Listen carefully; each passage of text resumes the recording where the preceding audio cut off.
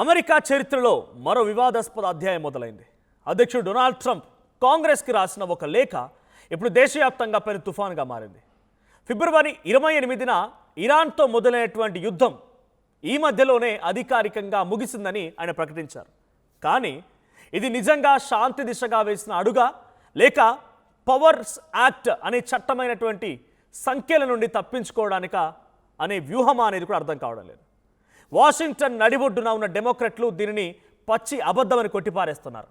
అసలు వాస్తవం ఏమిటి? సరిహద్దులో ఏం జరుగుతోంది? ఈ వీడియోలో చూద్దాం. ఈ వివాదాన్ని అర్థం చేసుకోవాలంటే మనం 1973 నాటి వార్ పవర్స్ యాక్ట్ గురించి తెలుసుకోవాలి. అమెరికా రాజ్యాంగం ప్రకారంగా యుద్ధం ప్రకటించే ప్రకారంగా అధికారం కేవలం కాంగ్రెస్కి మాత్రమే ఉంటుంది. కానీ అత్యవసర సమయాల్లో అధ్యక్షుడు సైన్యాన్ని పంపించవచ్చు. అయితే అక్కడ ఒక నిబంధన కూడా ఉంది. కాంగ్రెస్ అనుమతి లేకుండా యుద్ధం మొదలు పెడితే 60 రోజుల్లోపు ఆమోదం పొందాలి. ట్రంప్ ఇరాన్పై దాడులు మొదలుపెట్టినటువంటి ఫిబ్రవరి 28 నుండి లెక్కగడితే ఆ 60 రోజుల గడువు సరిగ్గా ఈరోజు అంటే మే 3వ తేదీతో పూర్తిగా ముగిసింది.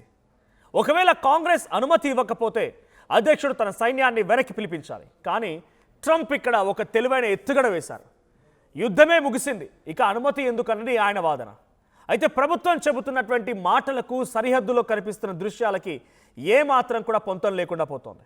ఇరాన్ సరిహద్దులో అమెరికా బలగాలు ఇంకా అప్రమత్తంగానే ఉన్నాయి. యుద్ధం ముగిస్తే సైన్యం వెనక్కి రావాలి, కానీ అది జరగడం లేదు. ఇరాన్ నౌకల్ని అడ్డుకోవడం ఇంకా కొనసాగుతోంది. ఇది అంతర్జాతీయ చట్టాల ప్రకారంగా యుద్ధ చర్యగానే పరిగణించబడుతోంది.